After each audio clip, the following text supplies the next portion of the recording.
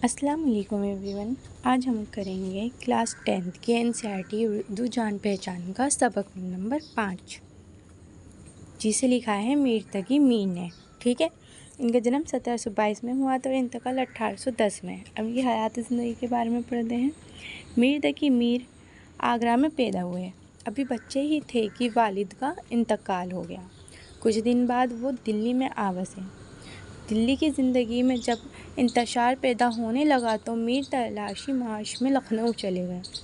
बाकी ज़िंदगी लखनऊ में ही गुजारी और यहीं इनका इंतकाल हुआ। मीर कला सेकी उर्दू गज़ल के एक बड़े शायर हैं। वो उर्दू गज़ल के इमाम समझे जाते हैं। सादा और आम फहम अल्फाज में सोज़ गुराज की कैफियत पैदा करने में मीर का कोई सानी नहीं। गज़लों के अलावा शायरी की दूसरी असनाफ में भी इन्होंने खूब जौहर दिखाए हैं। इनके मसनूइयों बहारी इश्क, शाला इश्क और दरियाए इश्क को भी बहुत शोहरत मिली। फ़ारसी उर्दू शेर का एक तज़किरा निकात अशर और ज़िक्री मीर के अनवान से अपनी सवान हयात भी लिखी है। इन्हें खुदाए सखन के लक़ब से याद किया जाता है। समझ आया? मतलब ये कि इनकी ज़िंदगी इतनी आसान भी नहीं रही है। ठीक है, इन्होंने क्या करा, पहले आगरा में पैदा हुए लेकिन जल्दी इनके वालिद का इंतकाल हो गया। वालिद मतलब पापा का इंतकाल हो गया, फादर का इंतकाल हो गया। ठीक है, इसलिए उसके बाद ये दिल्ली चले गए। फिर दिल्ली से वहाँ पे मुश्किलात आने लगी ज़िंदगी में तो ये लखनऊ चले गए और फिर बाकी की ज़िंदगी इन्होंने लखनऊ में ही गुजारी थी। ये इतनी अच्छी नज़म लिखते थे कि इन्हें बहुत बड़ा शायर माना जाता था। ठीक है, और उर्दू गज़ल के इमाम समझे जाते थे। इन्होंने अपनी नज़म फ़ारसी में भी लिखी हैं। ठीक है, नज़म और गज़लें फ़ारसी में भी लिखी हैं। गज़ल के मामले में इनका कोई सानी नहीं था। ठीक है, ये इतनी अच्छी गज़लें लिखते थे। चलो अब हम इनकी लिखी हुई गज़ल शुरू करते हैं।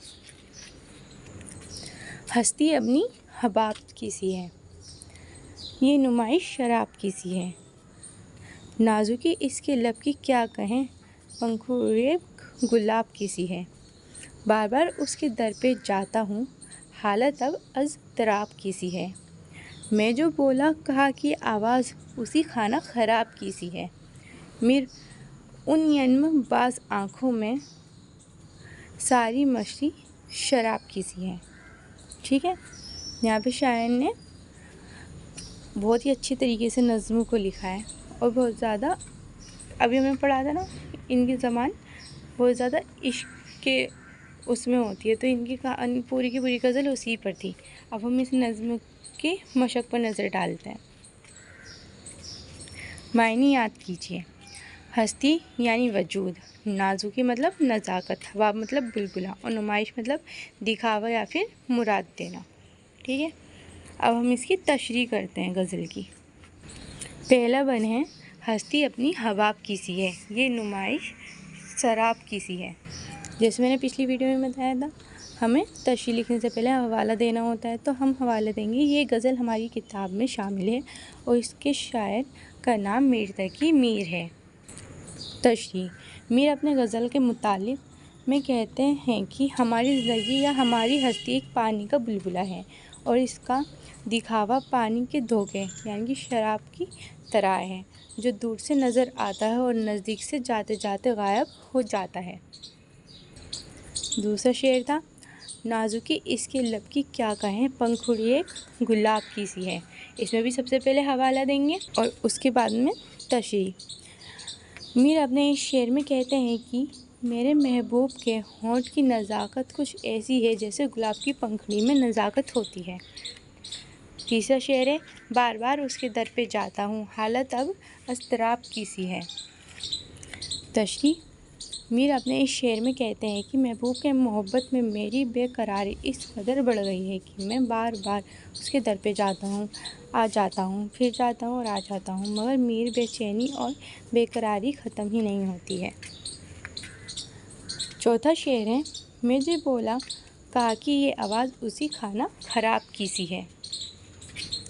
तशरीह, मीर कहते हैं कि जब मैं बोला तो मेरे महबूब ने मेरी आवाज़ सुनकर ये कहा कि आवाज़ तो उसी बर्बाद बदकिस्मत आशिक मीर की आवाज़ है। पाँचों है मीर उन यनबाज आँखों में सारी मस्ती शराब की सी है। तशरीह, मीर गज़ल के आखिरी शेर के मुक्तए में कहते हैं कि मेरे महबूब के अधखुली आँखों में जो मस्ती दिखाई देती है वो सरासर शराब की मस्ती की तरह है। अब हम पढ़ेंगे गौर कीजिए। हमारी तशरीह यहाँ पर पूरी हो गई।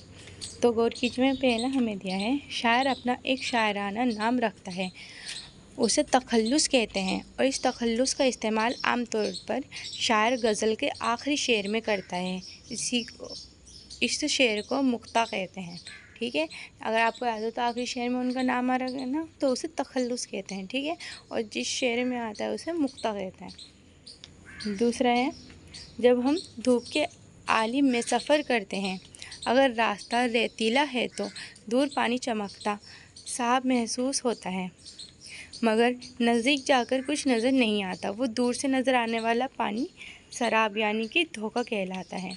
अब तो डामर से बनी सड़कों पर भी दूर से धूप में चमकता हुआ पानी नज़र आता है, जबकि पानी नहीं होता, वो भी शराब यानी धोखा होता है।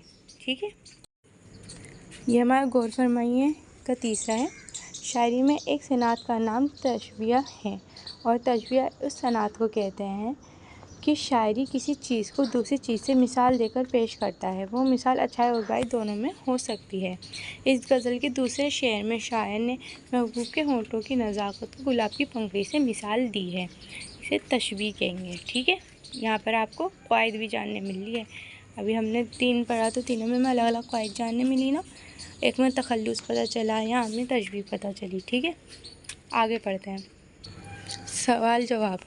तो पहला सवाल है, इंसानी ज़िंदगी की हकीकत क्या है? जवाब, मीर तकी मीर के शेर में इंसानी ज़िंदगी को पानी का बुलबुला बताया है और इसकी नुमाइश को पानी का धोखा यानी शराब बताया गया है। यही इंसानी ज़िंदगी की हकीकत है।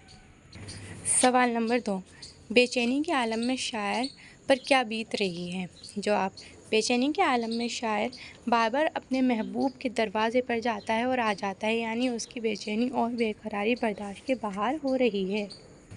तीसरा सवाल, शेर में खाना ख़राब किसे कहा गया है? जवाब, शेर में खाना ख़राब शायर मीर तकी मीर को कहा गया है। हमारे सवाल जवाब पूरे हो गए।